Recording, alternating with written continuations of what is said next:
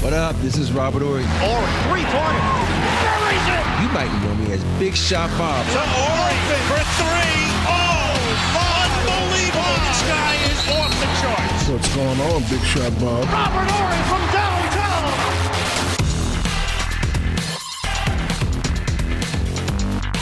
What is going on, Big Shot Bob? Trying to figure this thing out called life. Trying to figure out this thing called life. Let's call it episode 269, if you will, of the Big Shot Bob podcast. 31 episodes from 300.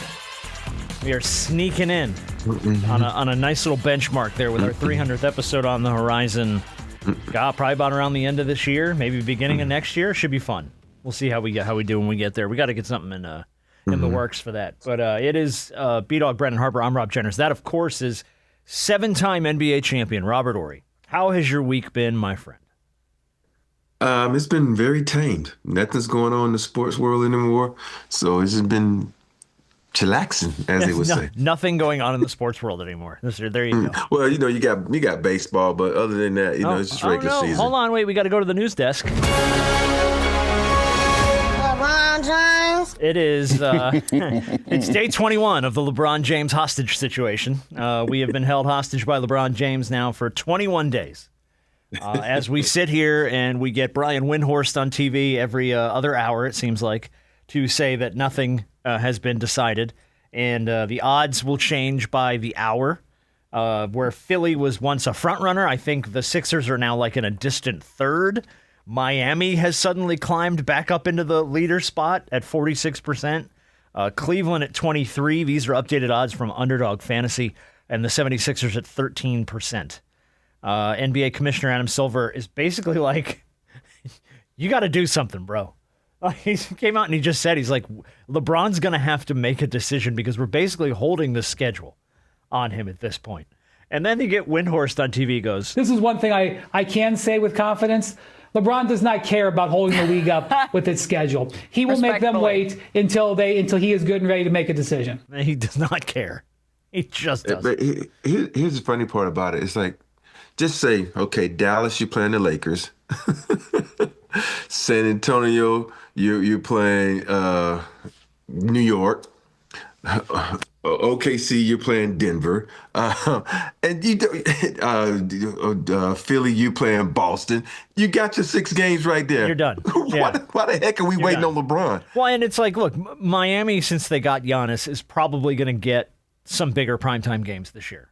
You'd imagine, right? So if he goes to Miami, you're covered. I think the only contingency here would be Cleveland. So if you can work Cleveland, Miami, the Sixers, maybe the Warriors into some of your bigger primetime, I feel like that's kind of your stable, right? Those are the 4. Realistically, those are the 4. Think about Dallas Laker game. You got Cooper Flag, you got Luka, you good.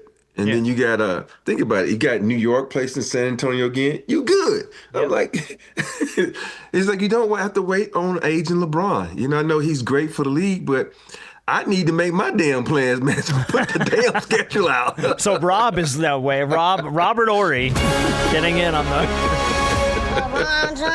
Robert Horry weighs in on the hostage situation. Robert Horry's schedule being held hostage by LeBron James. Yeah, I gotta make my trip to see my mama, man. With the strait being held up, these oil prices and gas prices, I need to make my ticket early. Down the hall. We just made it political for no reason. That's great. I love that. Love that. It's just kind of silly to me though that like I think all right. So I've kind of got a torn opinion on where we stand with this whole LeBron thing. Every part of me feels like most sports fans, where I'm just like, just make a decision. Just what you want to do. I can't imagine he's still unsure of what he wants to do. Like I feel like he's got it narrowed down. And he's like, this is probably what's going to happen. Just part of me is like, just get it out there. And I'm getting frustrated and I'm getting sick of it. And then there's the other side of me, which is what LeBron said this week when he's like, my daughter has more of a say in this maybe than anybody. She's 12. When he's like, when I went and I played in, Miami the first time, she really didn't have a say. When I went to the Lakers, she really didn't have a say. And now it's like her life might be the most affected by where I end up going to play. So then the family man in me is like, well, oh, damn. Okay, well, now I feel bad for like just make a decision, jerk off. You know what I mean? Like I'm like now he's hitting me in the heart, and I'm like, oh, okay, all right, I get it now. But I just again I don't necessarily see him uprooting his whole damn family though, because he's gonna be like a year or two probably, most likely 2. I don't.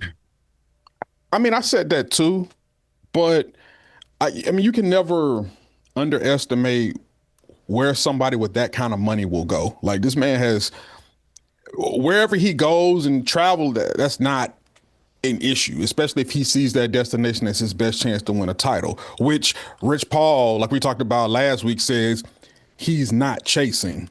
Hard to believe that with a guy that's going into his, 23rd year in the league, one of the greatest players of all time, is not ring chasing and can still play at a high level. Come on now. He wouldn't be taking this much time to let people know where he's going if he wasn't trying to go somewhere to win a ring. That's not, So whether it be Minnesota, whether it be Philly, whether it be Miami, Cleveland, or some dark horse team that we may not even be thinking about right now. Like, we're going to blink and like, LeBron James signs about the New York Knicks. Like, what? Nah. Not in a million years. I don't think even LeBron don't want that kind of ridicule and backlash that's going to come with that. No. Coming off a championship year, forget it. No. Because at one point in time, New Yorkers, I think, would have definitely welcomed LeBron with open arms in the midst of when they were talking about getting another superstar. At one point it was Melo. Then they were talking about, do we have a chance at LeBron? Do we have a chance at this person, that person? But now that you won with the team that you had, and now that you've had the taste of success, I don't think they really care, especially not with an aging LeBron who ain't going to be there more than 2 years. Can he really help us get back to the promised land? I don't think so. Yeah, it might be more of a distraction than anything else. But what is it going to do for a place like New York? New York already got the distractions. Well, I know, but it's already New York. And it's already a media frenzy. And you just basically throw a big fat log on the fire by putting LeBron James in the middle of it. You know what I mean? Right. So it's just the aspect of seeing LeBron James put on a New York Knicks jersey that is that's the thing that'll set everything ablaze. Yeah. Him in a Knicks jersey, never would have thought. Not in a million years. Is everybody still kind of firm where they think that he's going to go? Because I'm really back to Miami now. I'm back to Miami for this reason alone. Where's Pat Riley? We landed the plane.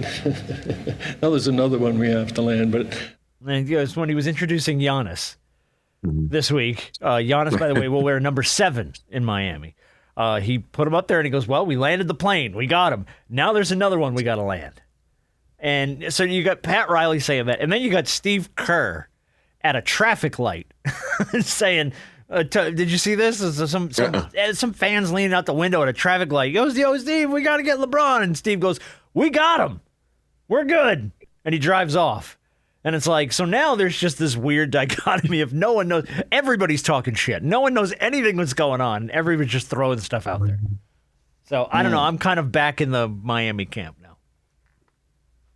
Go ahead.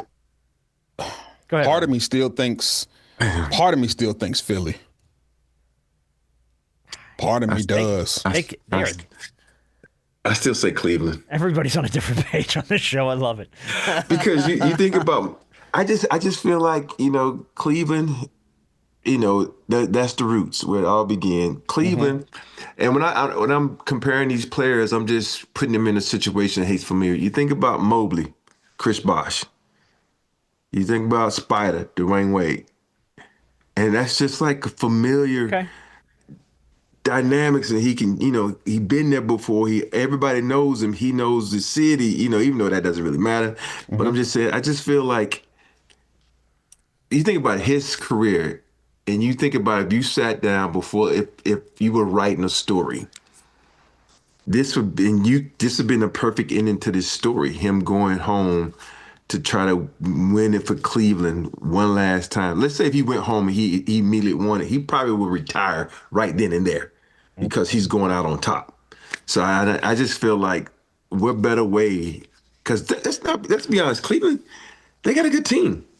You add LeBron, they could be a really good team, and they'd be smarter. Yeah. They have another guy who can lead them, because that's what all that team needed was some leadership on the court. Yeah. So I just think that would just work out so great for me if he did that. I can see that. I mean, the way you lay that out like that, I mean, Cleveland is definitely up there to where if he went back to Cleveland, wouldn't many people be surprised about that move to go back for a third time and presumably end your career where it all started. So I wouldn't be surprised if he chose Cleveland. I just think them and Philly are kind of neck and neck because Philly has the pieces as well. Mm-hmm. They do. Now they're a little bit younger, and then you have the issue of Joel Embiid and his health situation like we have every year. It's just something about the way that they've constructed their team and where they've gotten to so early. Yeah. That would be appealing to LeBron in a sense. I think it's appealing, but here's what I think of. If I'm an agent LeBron and you think about Philly, you got 3 dynamic guards that are young and fast. Yeah. You're going to get in the way. Because Joel Embiid is already in the way. Now you got 2 aging. I'm throwing Joel Embiid aging because all the injuries have made him old. He's definitely aging. Yeah. Yeah. So you Asian guys that, okay, we gonna play this way, but we got these 2 old dudes that are slower in our way. I just don't see that dynamic working. You can have one guy that lumbers down the court in Joel Embiid, but you can have, even though LeBron can play fast. I was gonna say, I don't see him lumbering down the court though. No, but time fucking playoffs roll around, that mug gonna want to take a nap. I don't care how great a shape he is, how old he is, that shit gonna catch up with him, and he gonna be tired, boss. I'm tired. Him say he tired. And so I figure when you watch Cleveland can play either way. They can play fast, they can slow it down. And I think that's more conducive to the way LeBron's, game is constructed right now.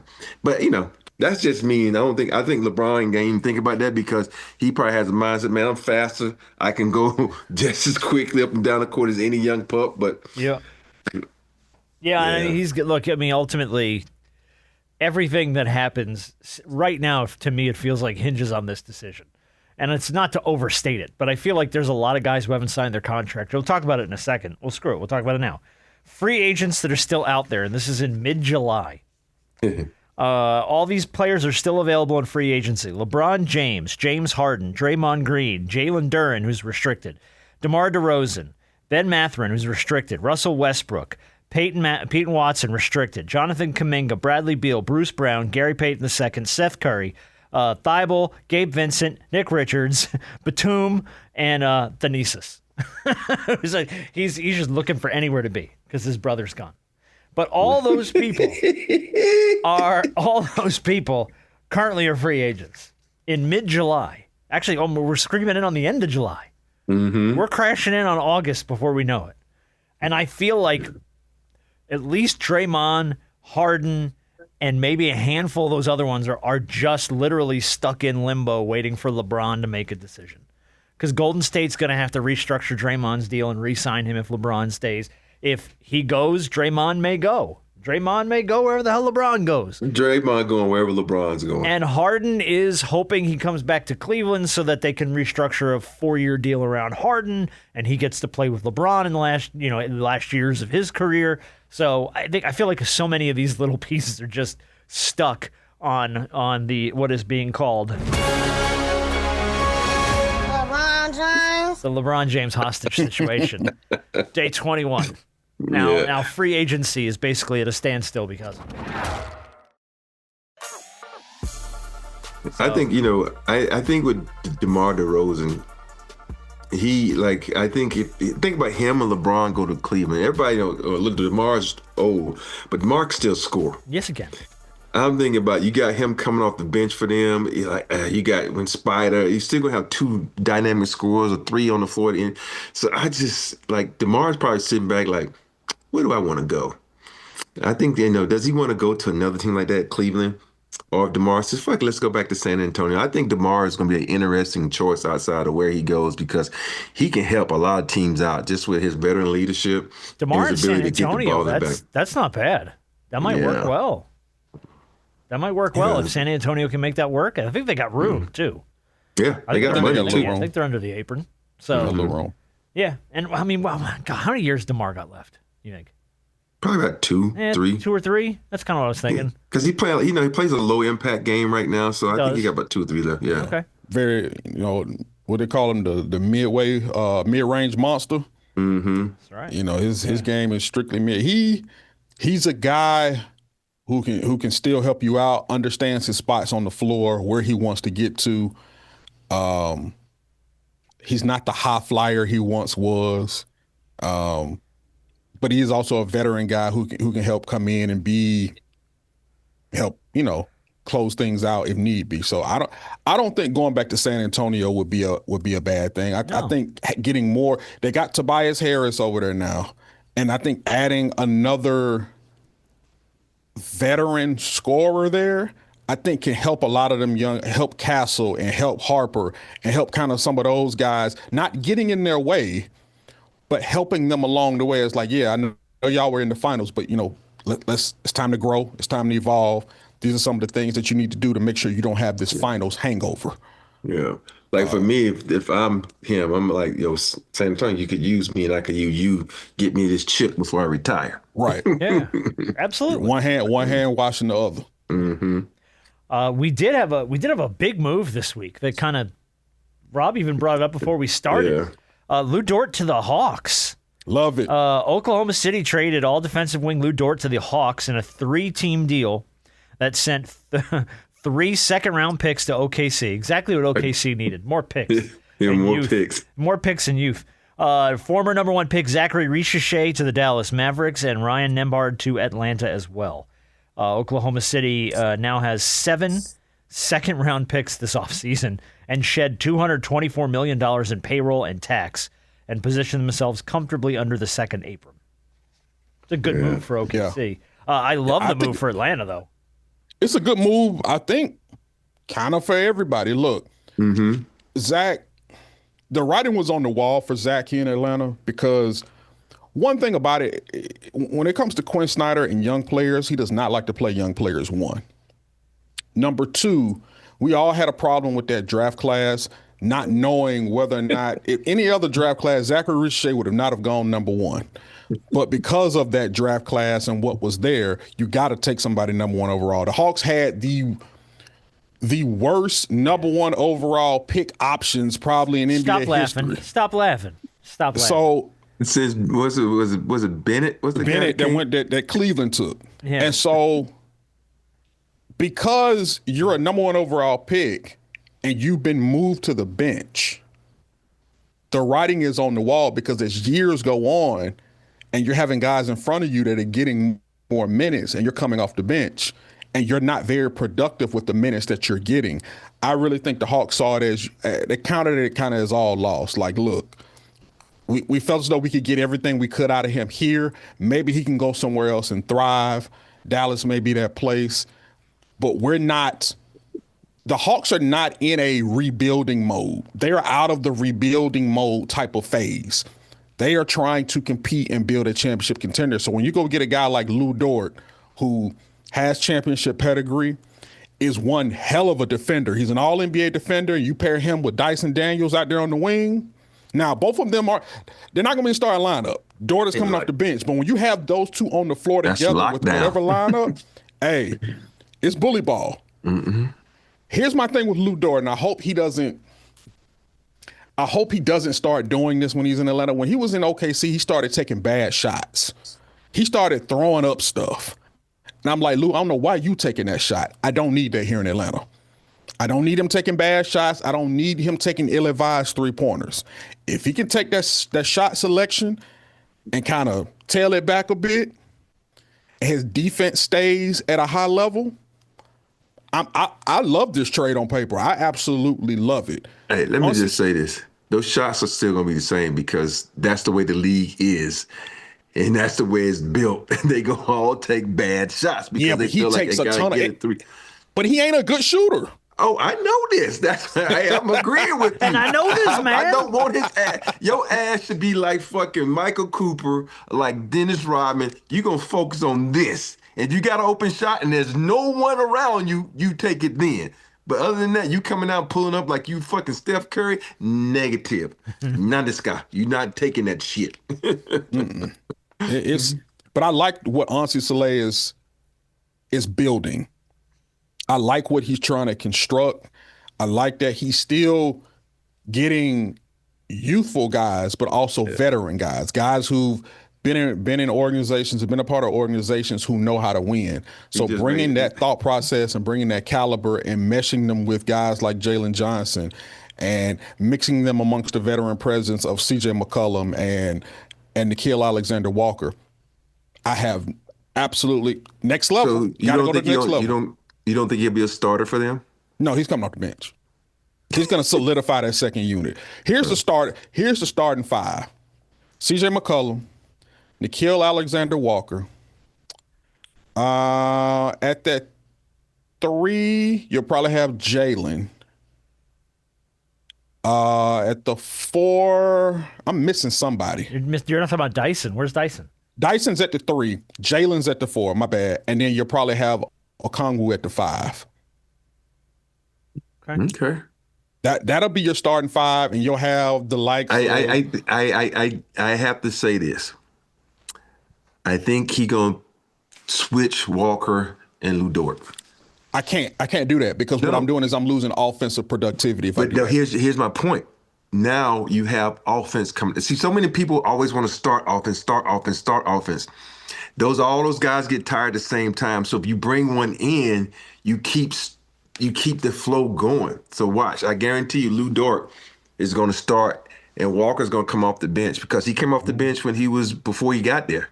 Right. But then they added him to the starting lineup when he got here. Yeah, but I'm just saying he's going to go back to a role he's familiar with because Lou Dort hasn't come off the bench. Watch. Let's bet lunch. Okay, so you think Lou Dort is going to start. I'm saying he's coming off the bench. Yeah, I think Lou Dort's going to start. Okay. Right. The dinner bet is on. It's on. Okay. I have no vote. I will show up either way. Whoever wins, I get to relish in it. Whoever loses, I still get to eat. So, exactly. as long as I get food, I'm happy about it. All right, we'll see. You can have a salad. Don't do that to me. Don't do that to me. I just have a salad. I just have myself a salad. All right, well, look, for what it's worth, the Warriors won the NBA Summer League. I know. Did they? Yeah, they sure did. Beat the Memphis Grizzlies 94-90 on Sunday. To win the 2026 NBA Summer League in Vegas. Number 11 picks, Yaxel Landenberg, led the Warriors, 21 points, 10 rebounds, 2 steals, scored 9 of his points in the fourth quarter to help erase a 12-point Memphis lead. He played real well. Like him. He was named the championship game MVP. I liked him. I watched a lot of him when he was at Michigan. I didn't know much about him at all until I really saw him in Summer League and was like, damn. Nah, he was he was hurt. He got hurt in the game right before the national title, and he was limping. He was kind of gimpy in the national title game, but still played well. He is a Swiss Army knife. He is a guy that can do a little bit of everything. He can play multiple positions. He can defend multiple positions. And at 24 years old, he's one of those older guys, one of those older rookies that I think is going to come in and really make a big impact for the Warriors. I think he's really going to help Steph and really try to help keep that Warriors team competitive because he's older. He's older. Yeah. He's won. He's got a lot of basketball under his belt, and he's fearless. The way that he attacks the basket, the way that he commanded that offense during Summer League, Yaxel is fearless. And I think he's going to bring that onto the floor with the Warriors. And I think that's exactly what they needed. For me, and this to me is why Draymond Green is not coming back to the Golden State Warriors. I'm serious. That's why. I'm thinking. You think about this. Well, the way Yaxel plays and the way they try to make Draymond play is the same, identical. Except now you got a guy who can shoot the fucking ball. He's more offensively gifted. Yeah, and he can handle the ball just as good as Draymond. I'm not saying he's as good as a defender as Draymond, but he could potentially turn into that. And the NBA is built on potential. Yeah, that's why they always draft all these young guys. And here you got a young old guy that started his career late, so he's still getting better, and he can step into that role with the maturity and understanding that hey, get the ball to Steph and get the fuck out of the way. And honestly, part of me coming into this draft, looking at the projection of where these guys would go, I'm surprised that he fell the way that he did. What pick was Age. he? Yeah, and that's the thing. He was the 11th pick. 20. Yeah. Yeah, and I think that's the only reason why he fell to 11, because he's 24 years old. So by the time you get to that second contract, he's 28. Which is what's supposed to be your peak. Yeah, but the way that he's supposed to be peaking in. Right. But and my thing is, a lot of teams will shy away from that, because by the time you get to that second deal, in the midst of that second deal, whether it's a 4 or 5 year deal, now you're on the back end of your career, because most of your time, or at least the front end of your time, was spent in college. Yeah, so that's that double-edged sword. But it's so weird that you look at all the guys that was drafted. You know, everybody's thinking this is one of the best drafts ever. I'm on the other side of that coin. I just think it's a lot of young guys with a lot of talent, and they too fucking little. You think about everybody that was drafted ahead of him a little. The only guy that I'm really thinking that might do something with that Mighty Mouse size is A-Cup. Everybody else is gonna be little skinny little kids. It's gonna get tossed around, and they ain't gonna be able to compete for the next 3 or 4 years. So, but I'm hoping not, because because it's great for the league. But me personally, watching these guys play and watching how young and how I'm gonna say the smarts aren't there. Only other guy, the guy that came out of Arizona, the guard, but he's one of those guys that's a big guard. But all those little ass guards, they ain't gonna take the physicality of the game, man. It's gonna be tough for them, I think. You know, I thought about it. You know, and I was high on a lot of guys who came out of this draft. And obviously, a lot of these teams pick based off their need. I know the Hawks did when they took Kingston Flemings out of Houston, needing another guard. Now, like I said, with Quinn, he doesn't like to play young guys, so he'll be either second or third in the depth chart. Definitely start off probably down in the G League.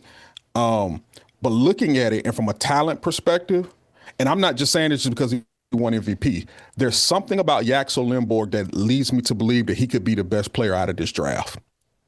Oh, no. You don't think so?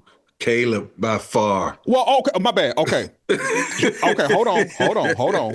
He's one of the 3 best players out of this draft. Okay. Just from his skill set. Now, I Caleb, give you that. I know many people keep calling Caleb the little ticket. You know, mini Kevin Garnett. And I've heard that many times. He's better than Kevin Garnett. Kevin Garnett can do the things this dude could do at that age. But I think the 3, I think AJ DeBansa is going to be something. I think Caleb Wilson is going to be something, and I think Yaxel is also going to be something, because he's a Swiss Army knife. He can do it all.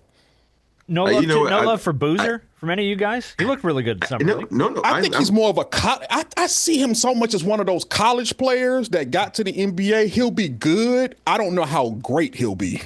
You know, I think, being in Memphis, he's like Gasol, not Paul, but the other Mark. Yeah, that's what he's going to turn out to be. He's going to be exactly the other Gasol. A great player. He's not going to do anything like amazing where you're going to, but he's just going to be fucking good for about 20 years. Okay. Which is going to make him great. When I look at him, he kind of reminds me of Tim Duncan in the sense that he's not flashy, but he's just fundamentally sound. He's just going to wear you down and just fundamentally just be a technician, is wear you out that sense. But I also think, I'm still waiting on Peterson in Utah, because I don't know how his development is going to be with that team, because it's still a young team. And you think about marketing, you think about Triple J, you think Ace about Bailey, you think about the little guard they got now just coming into his own. I don't know how his development is going to be with that, so I'm a whole judgment on him. But I just think that the top 4 are okay. And then Yaxel, who should have been better, higher pick, because you can't teach size. And so, but I do agree with you with Yaxel, but he's not going to be better than those other guys, though. He's going to be up there. We're going to talk about him in the same breath. Yeah. But he's a guy that's going to, and this is where his age helps him early on. He's a guy who could come in averaging a double-double. Whether it be 15 and 10 or somewhat close to somewhere like that, because not only his size, but his aggressiveness. And, they always talk about those some of these older gifted players where they had enough basketball under their belt where they come in a little bit more ready. Now, on the back end of this stuff is where it gets tricky, because when you start talking about contracts and longevity, then that's another thing, because you're wanting to get the most bang out of your buck for so many years. So here's my question to you right now. If you had to say, looking at the teams and the makeup of these teams right now, who you think has the best odds to win Rookie of the Year? Caleb went where again? Chicago. I want to say AJ, but I don't know if that's just cuz. They got a lot of size over there in Washington. They do. Be my pick? Yeah. Can I be honest with you? Yeah, go ahead. No, lie. Right. Lie through your teeth. You know what? This is at liberty to change, but as of right now, I'm gonna go Yaxel. Okay. I'm gonna go Yaxel. My pick is gonna be Boozer, and the reason I picked Boozer is because you think about the Banster. Where is he? Washington. Who's around him? Oh, yeah. Everybody. Trey, AD. Yes. That's gonna cut into his play. Now you go over here to Peterson. You got guys around him to cut into his play. Yeah. And the only guy that does not have anybody in his way of him doing work is Boozer. Caleb don't have that much in his way. But Caleb has, he doesn't have that much, but, I just think with the sense of Boozer, it's going to be interesting. So I think Memphis might lean on him a little more. You know what I mean? Yeah, I'm putting Boozer a little bit ahead of Caleb, just because those other two picks ahead, they lucked up. They going into a situation where you can win immediately because you got vets who are fucking good. And these other twos are going in a situation where, like, am I the best player on this team? I might be the best player on this team. But here's why. And but what does that get you Rookie of the Year, though? Look at what happened. Look at. Like, if he's the best player in Memphis and Memphis struggles like hell this year. When it comes to rookies, it doesn't matter if you win or lose. And now MVP is a difference. When it comes to rookies, they look at your numbers. They look at how you played. That's what they look at.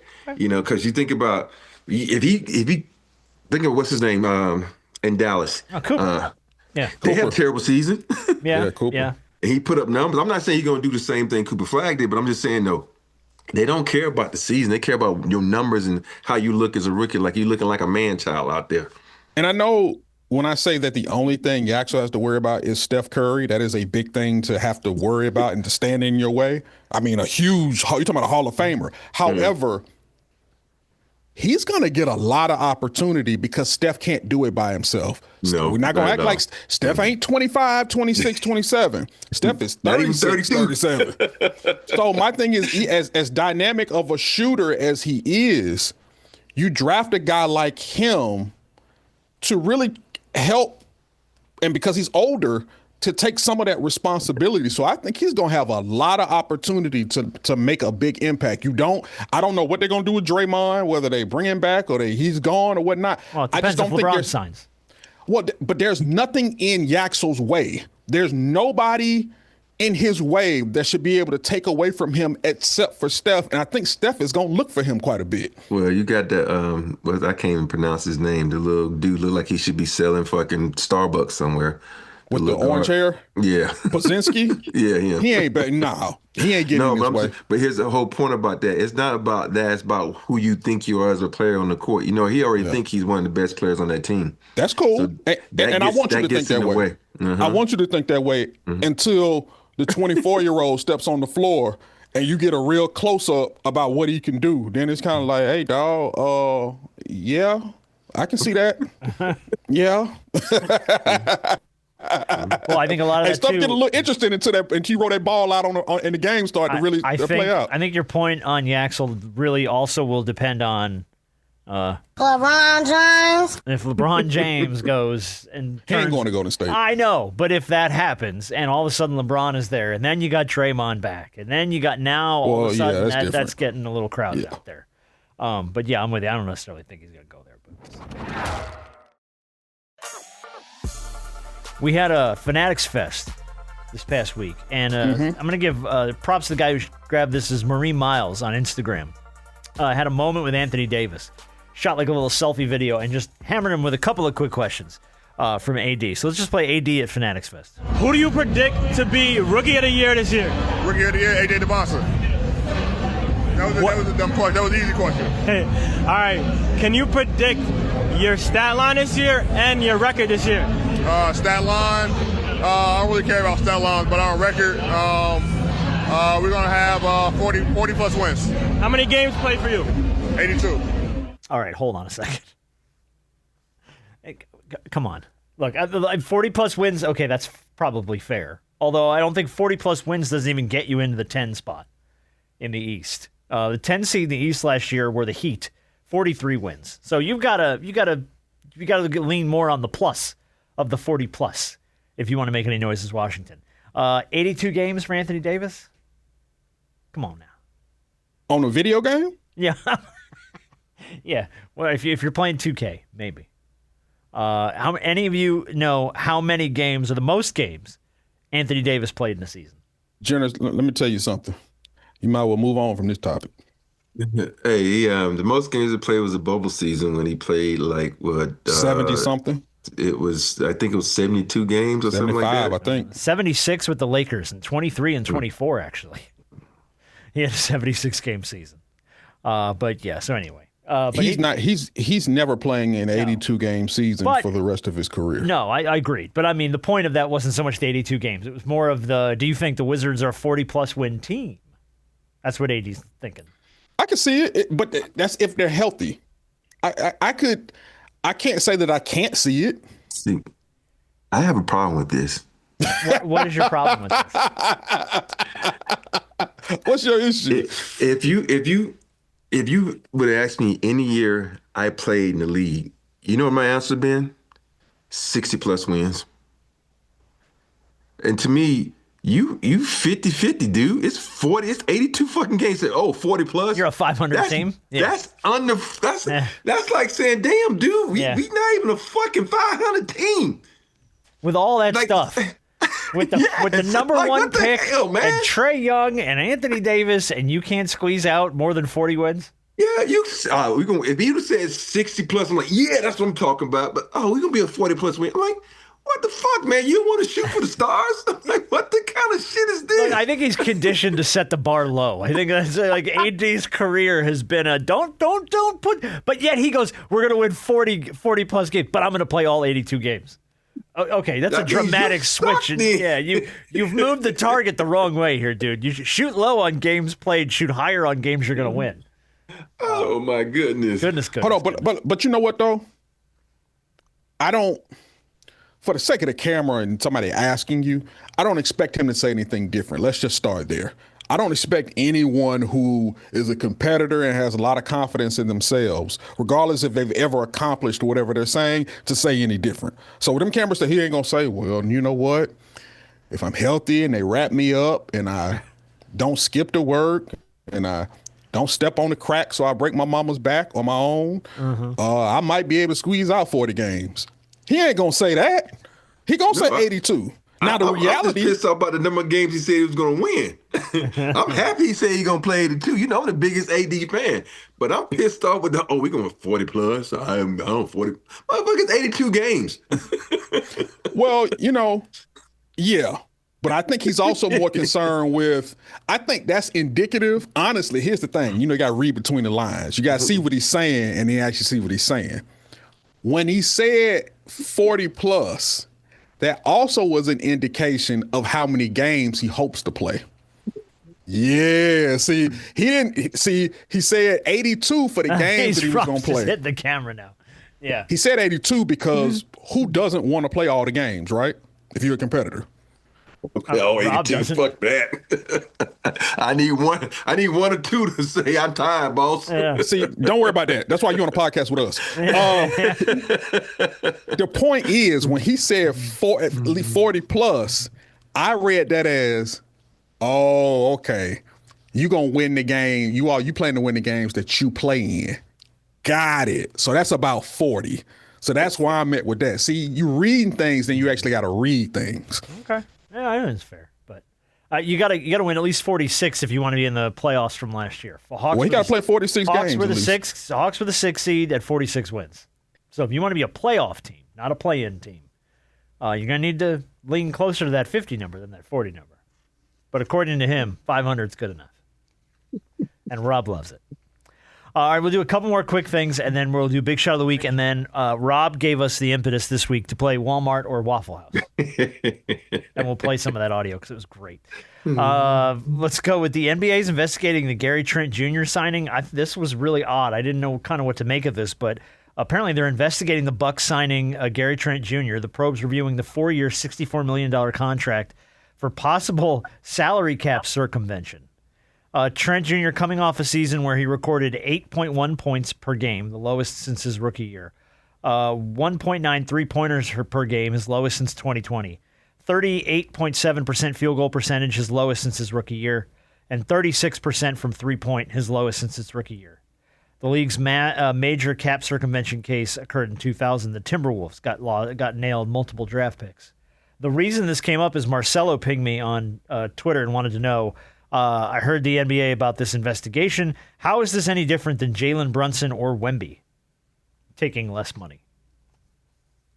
And I'm trying to draw the comparison. So you overpaid, I guess, is the accusation here for Gary Trent Jr., or you underpaid? Yeah, here's the thing. When I saw this, I was like, well, damn, he got a good fucking agent. That's what I thought. I was like, his agent must, or then you say, okay, Milwaukee, they're stressed. They have needs now. Yeah, they're missing and a lot. So I went back and forth with this, and I was like, I'm happy for the dude, because, I don't want his dad to come look for me. I don't want Gary Trent Sr. come looking for me, but I was very intrigued by this signing, because when you got to get that much money, not even averaging 10 points a game, I was like, I'm happy for him, but I was perplexed by it. I'm not even gonna lie about that one. Yeah, I saw the deal, and like I said, I put a lot of emphasis on players getting their money, however they possibly can, even if you're being overpaid. I always say it's better to be overpaid than underrated. But that was an interesting deal. Because he's what was it, a 3-year, 60? 4 years, $64 million. Gary Trent Jr. is coming off a year where he wasn't. Yeah. Well, is this his second stint in Milwaukee? Mm-hmm. Think so. So they're familiar with him. He's a heck of a shooter. Yeah. And you gotta very streaky shooter. Yeah. You gotta pay a premium for shooting in this league today. Like I said, when you have needs, when a team has needs, and you got a good agent, that agent can get the juice out.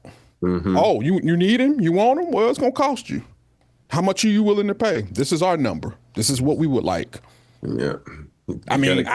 Agent did his job. Exactly. Yeah. This is what you look. Whether it be 5% or 10%, this is what you pay your agent to do. Absolutely, yeah. And I don't understand why it's under investigation, really. Yeah. I've read into it as much as I could and still really couldn't make heads or tails of it. I did too when I saw it. I was like, why? I was like, it's like, are they trying to, And there might be something that we're missing. Kawhi? Like maybe somebody just knows, oh, this is why. But I mean, I think they overpaid him in my perspective from everything that I read. Waiting on Pablo to come out with something right now. What's his name? Pablo Torre. Gonna drop the Cap Circumvention podcast for Gary Trent Jr. That's still stuck in limbo too, by the way. It is. The Kawhi thing. Quiet as kept. I'm very surprised that we didn't get any kind of update or no. It's just stuck out there. I think at some point in time we'll have to. So it'll happen soon. But again, it's everything is contingent and stuck upon one thing. LeBron James. The LeBron James it's gonna be funny. As soon as LeBron comes out, the NBA is like, "Oh, we investigated Kawhi. Like we gonna steal your thunder." That's LeBron. gonna wrap, and then Harden's gonna sign, and then Draymond's gonna sign. It's gonna be like the dominoes are gonna fall, man, as soon as it's announced. And I keep refreshing my feed just to make sure that we don't drop this show. Yeah, that's what I've been looking at a lot too. As we drop the show, here comes LeBron's signing. You know what I mean? Right. So I'm checking the Shams feed. I have nothing from Shams, and that's the only source, I guess, that matters anymore. I keep checking the Brad Turner feeds because that's who I trust. There you go. Trust Brad Turner. Slower than balls, but he'll have it. No, I'm kidding. Shams just gets it fast. Is the only reason I keep checking Shams, because he's made it an art form of getting it posted before anybody knows about it. All right, we're going to play Walmart or Waffle House here in a second, but we got to do big shot of the week. Is going to go to Kansas City Police Officer J.P. Young. Here is why. On May 10th, someone stole a 3-wheeled e-bike that a Kansas City cancer patient named Olivia was relying on to get to her oncology appointments. It was reported to police. JP said he's going to do whatever he can to track it down because this woman needs it to get to her oncology, which is her cancer treatment. And then sure enough, he spotted a man riding a bike a few days later that looked freshly spray painted, an old paint job poking out from under through. So he snapped a picture of it. He sent it to Olivia, and she says, yes, that's my bike. So he tracked the guy down. Sure enough, it was Olivia's bike, got it back to her. And she's basically back on it now, using it to get to her stage 4 breast cancer treatment. So big shot to Officer J.P. Young from the Kansas City Police Department, because tracking down a bike cannot be high on his case list. You know what I mean? Right. But it was for a cancer patient. So he went a little bit above and beyond, and he got it done. Yeah, especially when those ones, that's in big eyes things, they'd be like, man, that's too trivial for me. I got better things to do, but I'm glad he did this. So big ups to him. Yeah, big time. Because his boss probably barking down his throat about a million other things. Earlier this week, we get a ping in the text chat. Rob likes to send us Instagram reels when something tickles him. And I've seen bits and pieces of this before. I didn't realize that there's like a whole long thing. Rob sent us the Waffle House training video. And I went and looked this up online. It's much longer than the clip you sent us. I'm going to play about a little bit more of it than what you sent. Mm-hmm. It starts with you're going to hear a customer complaining about their waffle being overcooked, and then immediately hands are thrown. And then this guy comes in, and it's pretty damn funny. Right. Right. Excuse me? These eggs are running. Can they be cooked again? And my waffle is burnt. Can I get a new one? If a situation like this arises, please do not throw hands. We know it's tempting, but court dates cut into smoke breaks. Instead, try using de-escalation phrases like, "Burn a waffle and then eat around it, bitch." Or my favorite, "The f*** did you expect? This is Waffle House." Remember, our goal is to reduce physical altercations by 12%. We crunched the numbers, and the only company to pay their employees more to fight was the UFC. So that means no uppercuts on the clock, and if you must square up, clock out first, like management does. Can I get some more Diet Coke, please? Situations like this can easily be viewed as a violation of our customer discrimination policy if you only do it to one race. Here at Waffle House, we discriminate equally. Black, white, Chinesian, Koreanese, no matter their race or color, everyone gets the full Waffle House experience. Everyone. If you want manners, go to IHOP. We're basically a Planet Fitness that sells grits. And if they walk out offended, let them. They'll come back. They always come back. Because Waffle House isn't supposed to be good. It's supposed to be open. Now let's take a look at a few situations you'll be learning in our next training video. What to do when a customer brings a raccoon inside. Proper spatula stances during a brawl. What to do when a waffle is used as a weapon. How to tell if those are firecrackers or gunshots. Safely retrieving a tip from an active crime scene. How to properly scramble eggs during a race war. Acceptable slurs for you to say after you've been hit in the head with a coffee maker. Where to ash your cigarette when you're cooking on the grill. And is it acceptable to blow into a customer's breathalyzer so their car will start?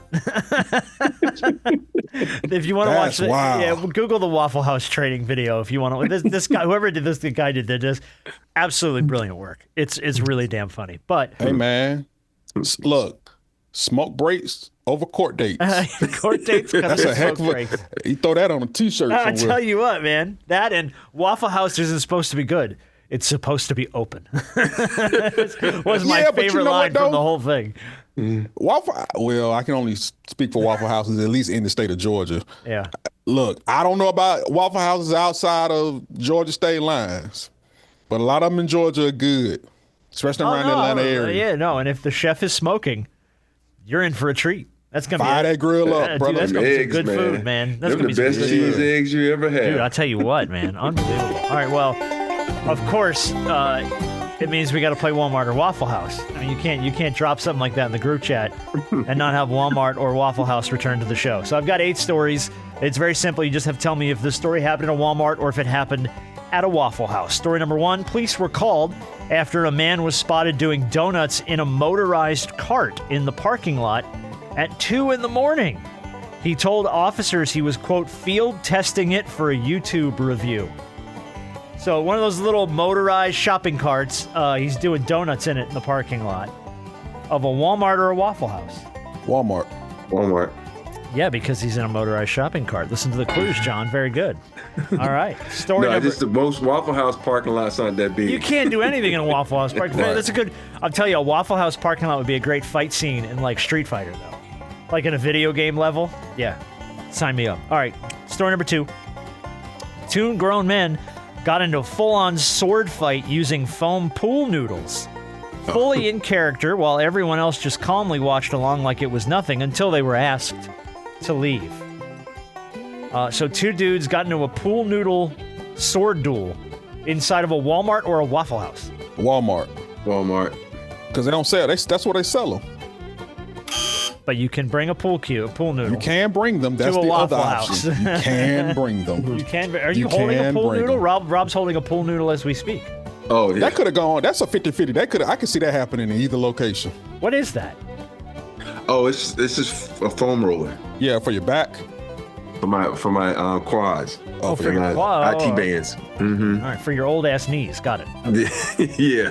All right. Story number 3. Police were called for a man who was repeatedly turned away from this location at the door, not because of what he was wearing, but because the barrel that he was wearing was dripping. He kept coming back until police arrived. They had to keep turning him away, not because he was wearing a barrel, but because the barrel was dripping. Did he get turned away from a Walmart or from a Waffle House? Walmart. I like a Waffle House. Ooh, divisive split. The point will go to Brandon Harper. That's a Walmart. That is a Walmart. I don't see a Waffle House them turning. I don't know how you even get in the door of a Waffle House with a barrel. Yeah, or sit down there and think about it. And at what point? I don't even want to know what's in the barrel. What's dripping out of the barrel? Let's move on. Oh, God. Oh, God. I don't know. Think about that. All right. Story number 4. Police were called to this location after employees say a man repeatedly disturbed customers in the parking lot as he rode naked on a tricycle playing a trumpet. And this isn't the first time the police were called for him doing so. So a man repeatedly showing up at this location to ride a tricycle naked while playing a trumpet. Walmart. In the parking lot of a Walmart or a Waffle House. Walmart.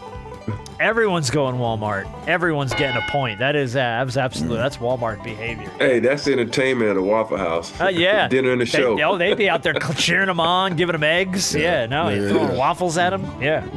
All right, story number 5. What started as an innocent game of rock, paper, scissors escalated into a full-on brawl after both men refused to accept the results of the duel and continued to demand rematches. It's unsure what they were trying to settle, but they had to work it out in county lockup because they both got arrested for throwing hands. So did rock, paper, scissors into a full-on brawl happen at a Walmart or a Waffle House? Waffle House. Waffle House. Everybody's getting a point on that. That's a wise Waffle House 101. Hands are thrown and no one can settle it. Yeah, that is absolutely textbook Waffle House. All right, 3 to go. Someone set up a full card table outside of this location and was 3 hands deep into a poker game with strangers before an employee had noticed. Police were called to break it up. So dude sets up an impromptu card table poker game and gets 3 hands into it before the cops were called outside of a Walmart or a Waffle House. Walmart.